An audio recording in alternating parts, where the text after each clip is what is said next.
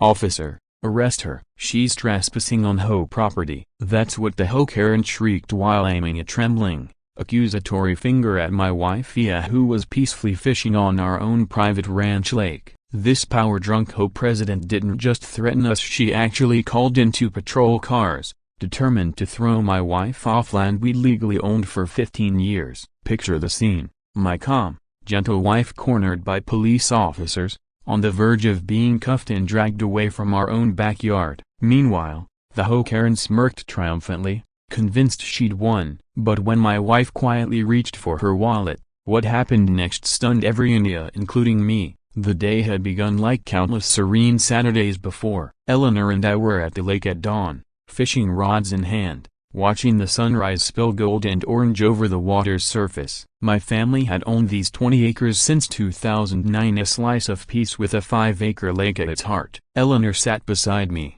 posture impossibly straight for someone supposed to be relaxing. That was her why, always quietly alert, eyes never still. "You know, honey," I said as I reeled in my line to check the bait, "I think this might be my favorite place on earth." She gave me that knowing, mysterious smile I'd fallen for a decade ago. "Mine too, David. There's nowhere else I'd rather be," she replied. Then, out of nowhere, we heard it, the aggressive growl of an expensive engine roaring up our private road. A black Mercedes SUV screeched to a stop about 50 feet away, its arrival loud enough to send every fish diving for cover. Out stepped a woman who looked like a walking stereotype of suburban entitlement, bottle blonde hair frozen in place with hairspray, oversized designer sunglasses shielding half her face, and a business suit that probably cost more than most people's monthly mortgage. A cloud of overpowering floral perfume preceded her,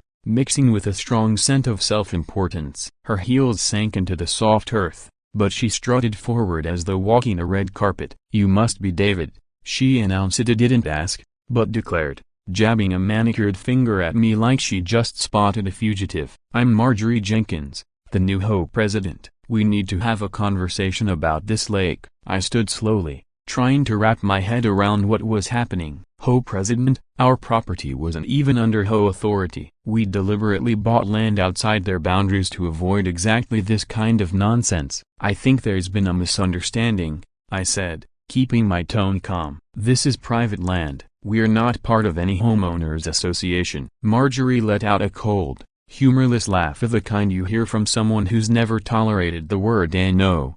"Oh, David," she scoffed, shaking her head like I was hopeless, "that's where you're mistaken. According to our new community guidelines, any water feature larger than an acre is now considered a community resource. This lake belongs to the HOA." She whipped out a manila folder and waved it at me. "I've got the paperwork right here. You've been taking from your neighbors for 15 years. Eleanor hadn't moved from her chair, but I noticed her hand drifting to her right hip, a subtle habit I'd seen before, usually when she was deep in thought. "That's interesting," Eleanor said softly, eyes locked on Marjorie's license plate. "Jenkins, you said, from the Riverside Development?" Marjorie turned her glare on my wife, her lips curling into a dismissive sneer. "And who exactly are you? I don't see your name on any of these documents." Eleanor rose gracefully to her feet, and though they were the same height, she somehow seemed to loom over Marjorie. "I'm his wife," she said simply. For a brief moment, something flashed across Marjorie's face, a recognition or annoyance, maybe both, but she quickly masked it. "Well, Eleanor," she sniffed, "you'll have to fish somewhere else. This lake is about to be repurposed for the benefit of the whole community. I'm building a resort that'll boost everyone's property values, and this lake will be its centerpiece." My patience wore thin, but I kept my voice steady. "Mrs. Jenkins, I've owned this land since 2009. I have the deeds, the surveys, everything filed properly. This lake is surrounded entirely by my property. There isn't even a public access easement. You don't have a legal claim." Her face flushed red beneath the makeup. "Legal claim? I am the HOA president," she snapped. "I decide what's legal around here. You have 30 days to comply with our water resource sharing mandate, or I'll make sure you regret it." She tried to spin on her heel, but her stiletto sank into the mud. After a quick struggle and a curse, she freed it and stomped back to her Mercedes. 30 days.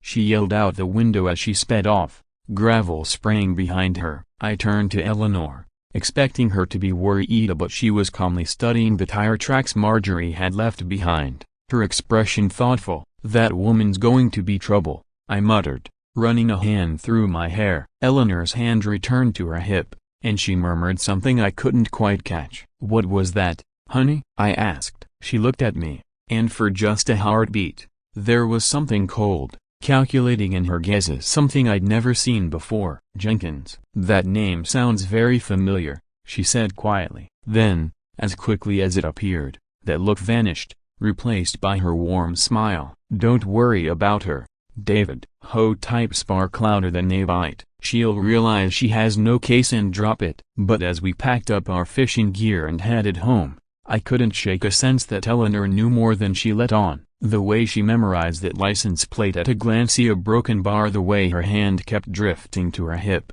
as if reaching for something invisible. Who exactly had I married? Why did Eleanor's hand keep hovering at her hip? "Tell me below, what would you do if someone tried to claim your land?" The next morning, I woke to find Eleanor at the bedroom window, quietly counting under her breath. 20 only a broken bar, 20 ta a broken bar, 23 a broken bar.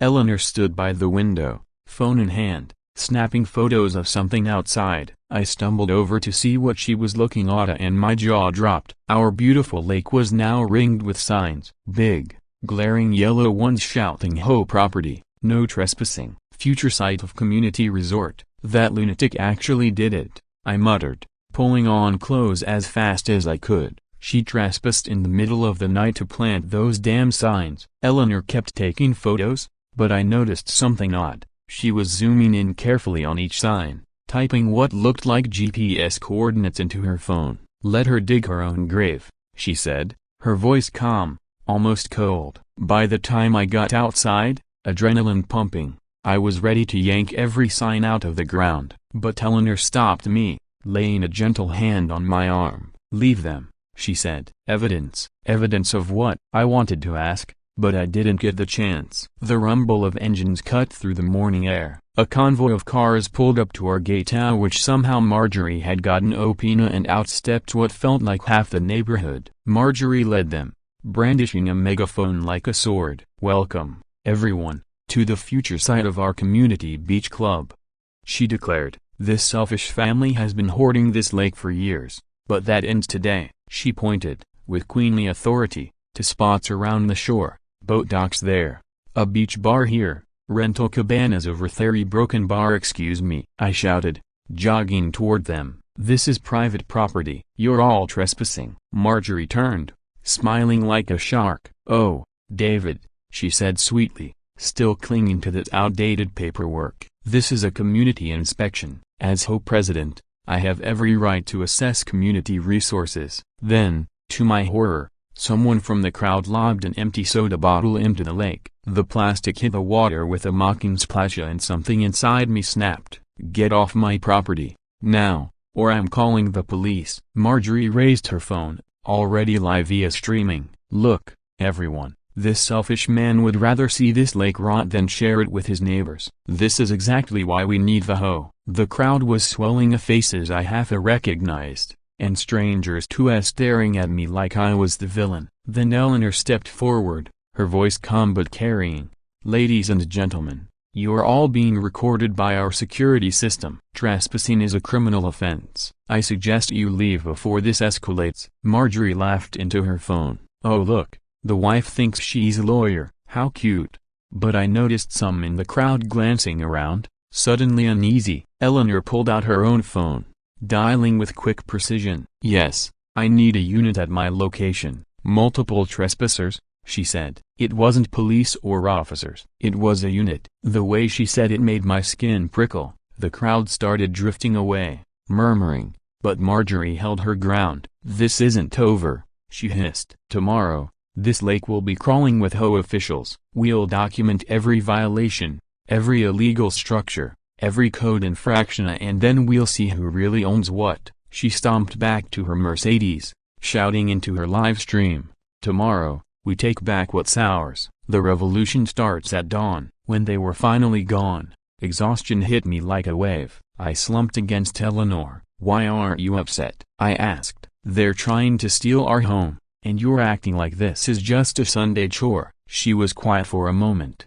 then looked at me with an unsettling calm. "David, do you trust me?" "Of course," I said instantly. "Then trust me when I say, I've handled worse than suburban bullies." Much worse. That night, while I scrolled through Marjorie's livestream clips blowing up in local Facebook groups, Eleanor excused herself to take a phone call. She walked far enough away that she probably thought I couldn't hear, but the wind carried her words. "Pull everything on Jenkins," she said, her tone suddenly sharp, authoritative. "Yes, that Jenkins. The one from the Riverside scandal, financials, deeds, all of it. And have tactical on standby for Thursday." "A broken bar? No, not local, federal." "Federal tactical? What kind of housewife talks about federal tactical units?" She came back a few minutes later, face calm again, flipping through her fishing magazine. "Everything okay?" I asked, trying to sound casual. "Everything's fine," she said, not looking up. "Just calling in a favor from an old friend." "Old friend?" "Right, because everyone has old friends who can pull federal tactical teams." Thursday morning arrived heavy with tension. Eleanor had been up since before dawn, sitting by the lake in an oddly bulky jacket for the warm weather, coffee steaming in her hand. She kept checking her watch, scanning the tree line. "Any minute now," I heard her whisper. She pulled out her phone. I glimpsed a map on the screen, dotted with red icons slowly converging on our property. She adjusted something inside her jacket, and I heard a faint click like a mic or recorder switching on. Her hair was pulled into a severe bun, and she moved with a coiled, professional focus I'd never seen on a fishing trip. Eleanor wasn't here to relax. She was preparing for battle. I watched her set her coffee cup down with deliberate precision, roll her shoulders, and adjust like always a touch her hip. That same unconscious motion that had never made sense. I was about to ask her what was coming. I was about to ask Eleanor what she meant when the morning chaos hit us. The sound came first. Engines, dozens of them, tearing up our private road like an invading army. At the head of the procession, 2 police cruisers flashed their lights, followed closely by Marjorie's Mercedes and 2 more cars crammed with what looked like HOA board members, their phones already held up and recording. Eleanor didn't flinch. She just set down her coffee cup, rose from her chair, and stood very still, like she'd been waiting for this exact moment. "Here we go," she murmured, and something in her voice made the hair on my neck stand up. Marjorie all but launched herself from her car. She wore a vest screaming "HOA President" in lettering big enough to be seen from orbit, a body cam strapped to her chest, and she wielded a clipboard like it was a broadsword. Behind her, the 10 home members fanned out, phones ready, hungry to catch the confrontation on video. "Officers," Marjorie screeched, pointing a shaking finger straight at Eleanor, "this woman is trespassing on HOA property. She's been illegally fishing in our community lake." The 2 police officers looked bony and tired, like they'd already been dealing with Marjorie all morning. The older one, whose badge read Officer Miller, stepped forward, expression wary and exhausted. "Ma'am," he addressed Eleanor, "I'm going to need to see some identification." Eleanor moved slowly, deliberately, keeping her hands in view. Something about the gesture looked oddly a broken bar professional. "I'm Eleanor Vance," she said calmly. "This is my husband's property. I live here." Marjorie's face went nearly purple. "She's lying. Check the deed. Her name isn't on it. She has no legal right to be here." She shoved a thick sheaf of paperwork at Officer Miller. "Under HOA guidelines, that makes her a trespasser, and that's a criminal offense. Arrest her." Officer Miller flipped through the papers, glanced at Eleanor, then back at the deed. His younger partner shifted uncomfortably, hand hovering near his belt. "Ma'am," Officer Miller said, voice careful, "I'm going to have to ask you to step away from the lake while we sort this out." Eleanor didn't budge. She simply tilted her head, eyes locked on Miller's badge. "Officer Miller, badge number 4729, correct?" Her voice dropped an octave, cool and sharp. "Think very carefully about what you're about to do. You're standing on the edge of a career-ending mistake." The younger officer's hand twitched closer to his weapon, nerves clearly firing. Marjorie seized the moment. "She's threatening an officer." "Arrest her. Do your job." The whole crowd pressed forward, phones high, their excitement turning the air electric. Officer Miller took a step back, frowning. "Ma'am, that sounded like a threat. I'm going to ask you one more time. Step away from the lake and keep your hands where we can see them." And then, Eleanor smiled. Not a warm smiley but the cold, knowing kind that said she'd already seen the next 10 moves on the board. "Officer Miller," she said, "what's your supervisor's name?" "Captain Reynolds, isn't it? We've worked together before." That stopped everything.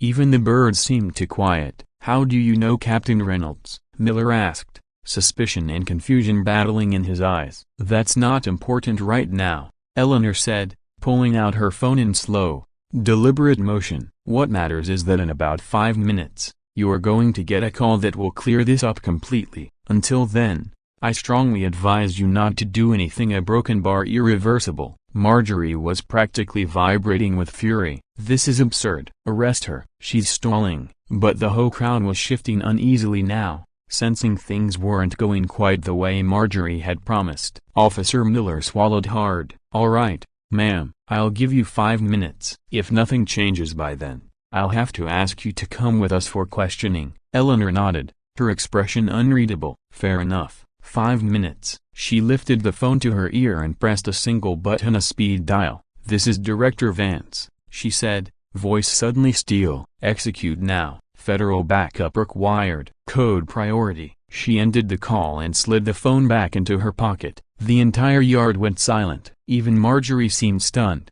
blinking like she hadn't heard correctly. Then Marjorie found her voice, a brittle, mocking laugh. "Oh, this is Rich. She's pretending to be some kind of federal agent." "Officer, she's clearly delusional. Arrest her before she does something dangerous." But something had shifted in Officer Miller's face. The name Director Vance meant something to him and he looked genuinely rattled. His hand went to his radio, thumb hesitating over the button, and then we all heard it. The low, bony rattling growl of big engines. Heavy vehicles, moving fast, drawing closer by the second. The rumble grew louder, a rolling thunder across the water. 3 black SUVs burst into view, taking the turn onto our property at a speed that should have flipped them. Tires screamed. They skidded to a perfect stop in the gravel drive. For a heartbeat, nobody moved. Then all 8 doors swung open at once. 8 agents in full tactical gear spilled out, moving with practiced precision. They fanned into a protective arc around Eleanor,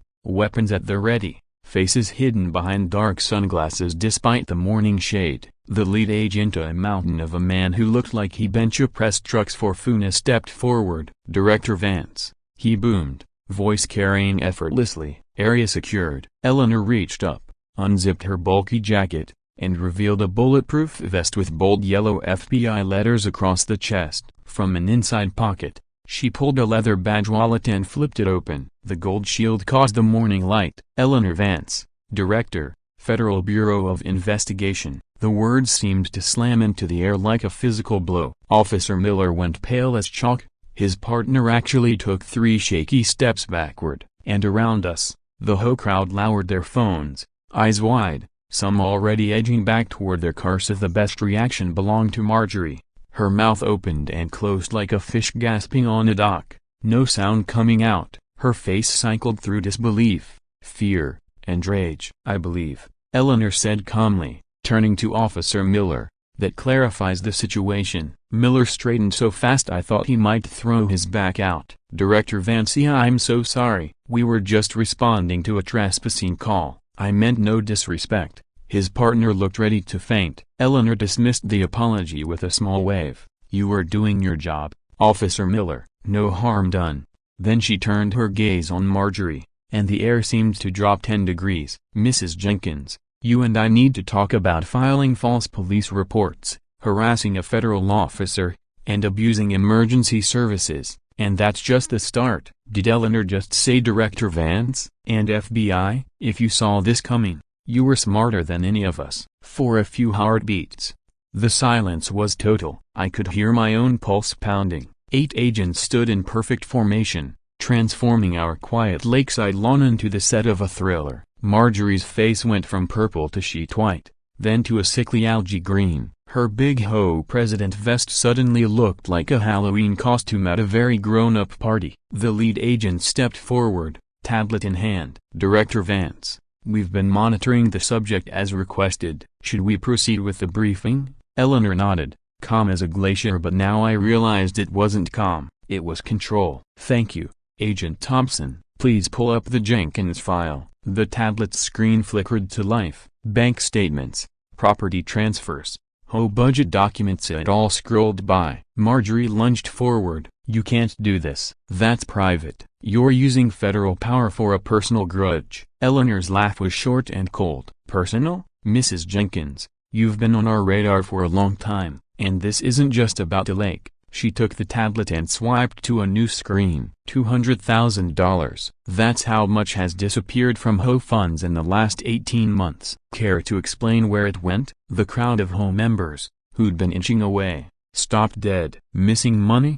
One of them blurted. Eleanor's voice carried with quiet force. 3 properties around Silver Lake bought through shell companies linked to your accounts. Fraudulent liens forcing families to sell below value. And that's just our preliminary findings. She paused, swiping again. Oh, and here's the best part. Audio from your last planning meeting. She hit play. Marjorie's own voice, crackling through the tablet. These idiots will hand over everything if we just pressure them enough. The lake properties alone will net us millions once we force them out. I've done it before. I'll do it again. The real Marjorie went so pale I thought she might collapse. That's taken out of context.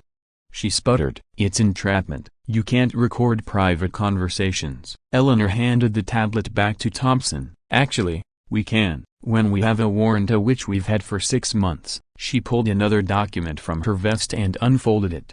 The paper crisp in the morning breeze. Signed by a federal judge, after 3 families reported extortion and fraud. You've been under investigation since January, coming after my husband's lake. That just accelerated the timeline. The HOA members were now in full retreat, some practically sprinting to their cars. Officer Miller and his partner stood frozen, clearly unsure if they should stay or go. Marjorie's eyes darted around wildly, like a cornered animal. This is impossible, she muttered. I checked everything. I was careful. Not careful enough, Eleanor said. Then she turned to me. For the first time since this insane morning began, her expression softened. I'm sorry, David. I wanted to tell you so many times. My voice came out thin, cracking. You're the director of the FBI? The actual FBI? For how long? 10 years, she said quietly. 10 years, I echoed, feeling my brain stutter. Every time you said you were traveling for work broken bar I was working cases, she finished. Terrorism, organized crime, corruption. Her gaze drifted back to Marjorie. And sometimes people who think they're untouchable because they run a suburban hoe. Marjorie picked that moment to bolt, turning on her designer heels and making for her Mercedes, but she forgot about the mud from last week's rain. 2 steps in, her heel stuck, and she went sprawling, a clipboard flying one way, dignity the other. 2 agents moved to help her up, but she scrambled back, wild-eyed. Don't touch me. I know my rights. I want my lawyer. Eleanor sighed. Mrs. Jenkins, please don't make this harder than it needs to be. You're under arrest for embezzlement, fraud, extortion, and filing false police reports. Her voice hardened. And that's just the start. Once we go through your finances, I'm sure there's more. Marjorie staggered to her feet, mud streaking what had to be $1,000 suit. You can't prove anything. Those records could belong to anyone. The recording is fake. Agent Thompson calmly pulled out a laptop. His fingers flew over the keys. More documents appeared, a bank transfer signed by Marjorie, security footage of her at various banks. Actually, Thompson said, voice flat, we can prove everything. You weren't as clever as you thought. Digital footprints, Mrs. Jenkins. They never lie. The remaining HOA board members were now pinned against their cars, some whispering into phones, others just staring in shock. One woman I vaguely recognized from last summer's barbecue stepped forward, voice shaking. Is this true? Has she really been stealing from us? Eleanor nodded, her expression steady. I'm afraid so. The investigation is ongoing, but so far, we know she's taken at least $200,000 from HOA funds, possibly more. And she used that money to intimidate residents into selling below market value, then flip the properties for profit. The woman's face grumbled. She told us the Johnsons moved because of family issues, she whispered. Said the Lees decided to downsize a broken bar, they were forced out. Eleanor confirmed, her voice cutting through the silence like glass. The crowd turned on Marjorie, eyes flashing with anger like a pack sensing weakness. But something else was happening too. Faces in the crowd were shifting, recognition dawning. Mrs. Patterson from Oak Street stepped forward, tears brimming. "I remember you," she said to Eleanor. "You told me to get a second opinion on that contract Marjorie wanted me to sign. You said it looked unusual, a broken bar. You saved my house." Another voice, hesitant but growing stronger. "You helped my kid when he got lost at the summer ferry. You found him in minutes, like you knew exactly where to look." Someone else, "You warned me about those investment properties Marjorie was pushing. A broken bar." Said they were too good to be true. The pieces finally clicked for the whole neighborhood. Eleanor hadn't just been living here, she'd been quietly protecting them, dropping warnings, offering guidance, watching without revealing her hand. They'd had a guardian angel in plain sight and never realized it. Some people were crying openly now,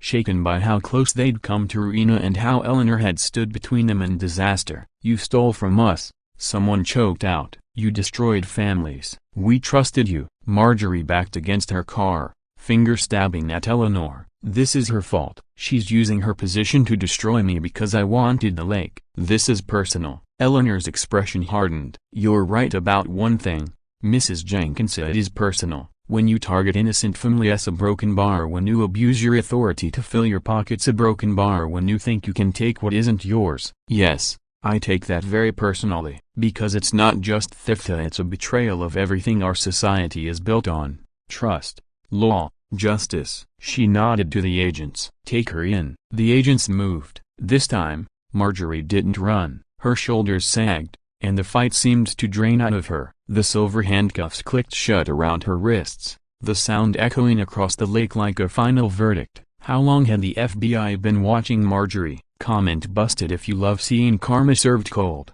But Marjorie wasn't finished yet. As the agents guided her toward an SUV, she dug her heels into the mud and started screaming, "This is entrapment. I know my rights. You set me up. Officer Miller, you're a witness." She threatened me. Abuse of federal power. Arrest her. Poor Officer Miller looked like he wanted to disappear into the dirt. "Ma'am, I don't think that's how." But Marjorie had gone full meltdown. "I want to speak to your supervisor." "No, your supervisor is supervisor. I want the president." "I know people in Washington. You'll all lose your jobs." Eleanor watched her like someone observing a strange, thrashing insect. "Mrs. Jenkins," she said evenly, "you're only making this worse. I suggest you invoke your right to remain silent." "Don't you dare!" Miranda rights me, Marjorie shrieked. "You're jealous." "Jealous that I was going to build something beautiful while you two selfish people hoarded all this land." She lunged at Eleanor, but the agents held her back. "I'll sue the FBI,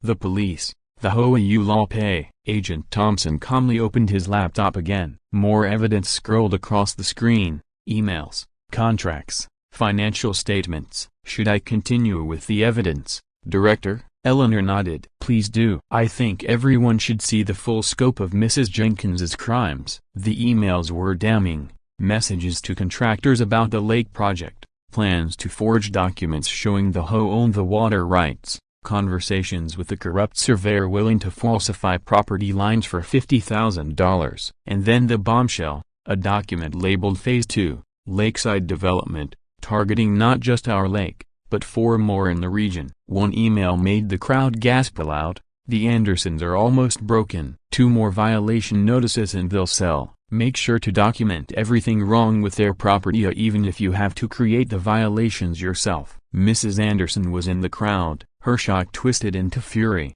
"You made us replace our entire fence," she shouted. "Said it was a fire hazard. It cost us thousands." Marjorie's lips moved, but no words came. Thompson wasn't done. He pulled up bank records showing systematic theft. $10,000 here, $20,000 there, transferred straight into accounts tied to Marjorie's company. $547,000, Eleanor announced, her voice ringing out. That's what she stole over 3 years, and not counting profits from forced sales. The crowd erupted. Phones that had been out for social media were now recording evidence. Some neighbors were crying, realizing how close they'd come to losing everything. Others were shouting questions about getting their money back. Marjorie's legs buckled, and she dropped to her knees in the mud. Her expensive suit was ruined beyond saving. "I was just trying to improve the community," she whispered hoarsely. "These people don't understand vision. They don't understand progress." Eleanor stepped forward, crouching down until she was eye to eye with Marjorie. "No, Mrs. Jenkins," she said softly, "you are trying to steal from the community." Eleanor finished. "There's a difference between vision and greed." She straightened, her expression firm again. "Get her out of here," she ordered the agents. As they dragged Marjorie toward the SUV, she found one last spark of defiance. "I am the Haven Law president. You can't do this. I am the law here." The car door slammed shut on her protests, but we could still hear muffled shouting from inside. I finally managed to get my legs moving and crossed the muddy lawn to where Eleanor stood and my wife, the FBI director, the woman I'd shared a life and a bed with for 10 years, who'd apparently been hiding an entire other world. "Eleanor Broken Bar," I started, then faltered. "What do you even say? 10 years? You've been lying to me for 10 years. She turned to face me, and for the first time since I'd known her, Eleanor looked vulnerable. Her eyes glistened with unshed tears. "Not lying," she said quietly. "Protecting." "Protecting?" I echoed, my voice shaking. "Protecting from what?" "From knowing who I married." Around us, the agents kept busy collecting evidence, speaking to neighbors, but they subtly gave us space. Eleanor reached for my hand, and after a beat, I let her take it. Davida Broken Bar. Every business trip, every late night, every time I had to leave without warning, it was the job, the people I deal with, the threats. A broken bar. There are people out there who'd do anything to get to me. I couldn't bring that danger into our home. Her voice caught. This Lakeside Broken Bar, USA Broken Bar, was the only part of my life where I could just be Eleanor, not Director Vance, not the woman with a target on her back, just a broken bar, your wife. My anger softened, though it didn't vanish completely. "But Marjorie, you used federal resources to go after a HOA president?" Eleanor actually laughed, a sound I'd almost forgotten. "No, David, we've been investigating her for months. She's part of a larger corruption ring tied to multiple HOAs across 3 states. Your lake was just the newest target." When I realized she was coming after USA Broken Bar, I knew it was time to end it. "So all of this," I said slowly, "the FBI showing up, the evidence, yeah, it was all already in motion." She nodded. "We'd been coordinating for weeks. When she called the police on us today, she played right into our hands, filing a false report, trying to have a federal officer arrested. It was the final piece we needed. It made her crimes undeniable." I really looked at her then. The perfect posture suddenly made sense. The way she always sat where she could see every exit. How even at home, she never fully relaxed. "Were any of those business trips real?" I asked. "Quieter now." "All FBI," she admitted. "Major cases of terrorism, cartels, public corruption, the kinds of things I could never tell you about. But every night, wherever I was, some hotel room, some safe house, I thought about coming home to you, to our lake, to the only normal part of my very abnormal life." I pulled her into a hug, not caring that a crowd of shocked neighbors and federal agents was watching. "We're going to have a lot to talk about," I murmured into her hair. "I know," she whispered back. "No more secrets." "No more secrets," I agreed. For a moment, we just held each other as the chaos of the day swirled around us. Then I leaned back and tried to smile. "So Broken Bar, should I call you director at home now?" She gave me that half-amused, half-mischievous smile I'd fallen for years ago. "Only if you want to sleep on the couch." And just like that, she was my Eleanor again, my wife, who just happened to run the FBI. This was going to take some getting used to. What other secrets was Eleanor hiding? Hit subscribe to see how this ends. 6 months. That's how long it took for the full scale of Marjorie's crimes to come to light. The investigation that followed uncovered a sprawling web of corruption that made our lake dispute look trivial. Turns out, Marjorie had been running similar scams in 5 different states, always targeting waterfront communities, always using her HOA position to push families out and buy up their homes through her development company. The FBI identified 17 victims over a decade.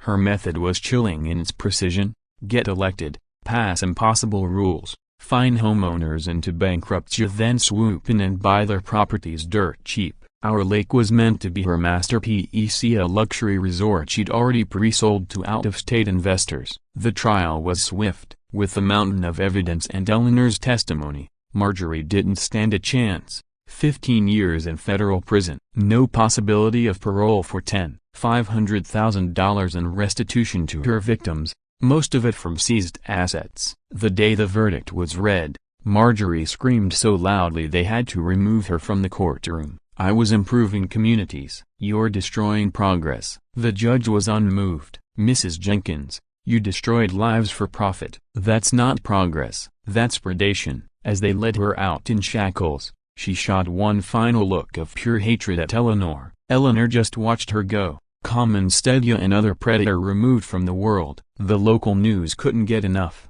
HOA president arrested by FBI director she tried to evict. Our quiet lake briefly became national news, but as the headlines faded, the real work began. The HOA, leaderless and reeling, held emergency elections. They chose Bob Wilson, a retired teacher who'd lived here for 30 years. His entire campaign was summed up as, "No more nonsense." Bob's first act? He threw out all of Marjorie's impossible rules and brought the HOA back to basics. Maintain the common areas, and throw the occasional block party. No more power grabs, just neighbors helping neighbors. The 3 families Marjorie had forced to sell got their homes back. The courts voided the sales as fraudulent. The Andersons tore down the expensive fence Marjorie made them install and put up a simple white picket one. The Lees moved back from their cramped apartment. The Johnson kids returned to their old school. Small victories, but they mattered. About a month after the trial, Eleanor and I sat side by side on our dock at sunset,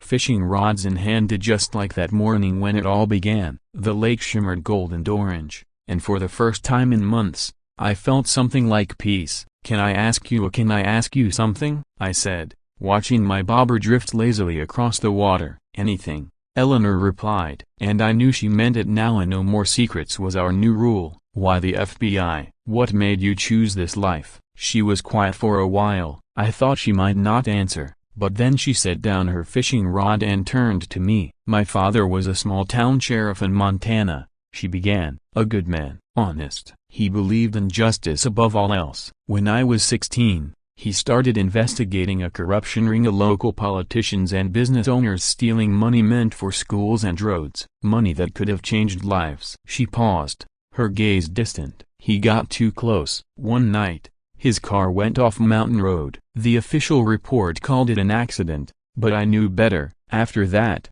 the case was buried. The people he was investigating walked free. I watched my mother cry herself to sleep, and I watched those same men give speeches at his funeral, calling it a tragedy." Her hands tightened into fists. "That night, I swore I'd find a way to fight back, to get enough power that they couldn't make me disappear too. The FBI was the answer. Work my way up, gain authority, protect people who can't protect themselves." She looked at me, her eyes softer now. "Every corrupt official I catch, every white-collar criminal I bring down, I see my father's killers. It isn't just a job, David. It's who I am." I reached for her hand. "I understand, and I'm proud of you. I just wish you'd felt you could tell me sooner." "Old habits," she admitted. "In my world, secrets keep people alive, but I'm learning." "We're learning." She picked up her rod again, but then her phone buzzed. She glanced at it inside. "Let me guess," I said. "Another Marjorie?" "Texas this time. HOA president seizing properties with fraudulent liens. 10 families so far." She showed me the photo on her phone, a blonde woman with stiff hair and a permanent scowl. "They're like a hydra," I muttered. "Cut off one head, 2 more show up." "So what do we do?" I asked. Eleanor turned to me, that spark in her eyes. You said no more secrets. That means being part of my world now. Besides, someone needs to watch my back." "Are you sure?" she asked. "These people might look petty, but they destroy lives. They have money, connections, and when they get cornered, they can be dangerous." I thought about Marjorie, about how close we'd come to losing our home, and the families she'd hurt. "I'm sure," I said. "Partners?" she asked. "Partners," I agreed. Her phone rang again. She listened, then hung up. "Change of plans," she said. The Texas HOA president just tried to have a family arrested for swimming in their own pool. I stood, already moving toward the house. How long to pack? 20 minutes. We'll take the jet. I stopped. We have a jet? She grinned. FBI director. Remember, some perks come with the job. Walking back to the house hand in hand, I thought about how much I'd changed. 6 months ago, I thought I was married to a woman who liked quiet weekends and fishing. Now I knew I was married to a woman who dismantled corruption rings, and somehow, that made me love her more. Hey, Eleanor, I said, next time an HOA president shows up at our door or a broken bar, maybe lead with the FBI thing? She laughed, a real, unguarded laugh that echoed over the water. Deal. But where's the fun in that? Life changed after that day. Eleanor started teaching me how to read micro-expressions, how to spot financial fraud in HOA documents, and how to tell when someone was lying about property lines. We developed signals, small gestures that meant danger, record this, or get ready to run. I started seeing things I'd never noticed before: real license plates, faces, patterns. At night, we'd review old case files. Eleanor would explain how white-collar criminals always think they're smarter than everyone else, and how that arrogance becomes their downfall. And me, I helped her see what regular people would notice, what might make them suspicious or what might make them trust. Somehow, David the architect became the unofficial sidekick to FBI Director Eleanor Vance. Our lake stayed the same, still peaceful, still ours. But now, I understood why she always sat facing the door, why her eyes scanned every horizon, why she could memorize a license plate in a blink. Sometimes, her phone would ring during dinner. I'd see her face tighten, and I'd know it was time to go stop another HOA tyrant before they ruined more lives. Sometimes, I even went with her playing the clueless homeowner while she gathered evidence. Turns out, I'm pretty good at it. 6 months later, Marjorie Jenkins is in federal prison, probably still ranting about property values. She won't see parole until 2035, and something tells me HOA president doesn't carry much weight behind bars. The new HOA president, Bob Wilson, made sure no one like her would ever have that power again. The families Marjorie hurt are healing. The Andersons replaced that ugly fence with a white picket one. The Lees planted a garden where Marjorie once tried to claim an easement. The Johnson kids chased tadpoles in the creek, blissfully unaware how close they came to losing everything. Eleanor never told me all her secrets. I don't know every mission, every call, every time she stared down someone who thought they were untouchable. But I know the most important things. She fights for people who can't fight for themselves. She carries her father's memory in every chassis, and at the end of the day, she comes home to me, to our lake, to the one place she can just be Eleanor. And if another Marjorie shows up, well, we'll be ready. After all, someone has to keep the Karns of the world in check. Might as well be us.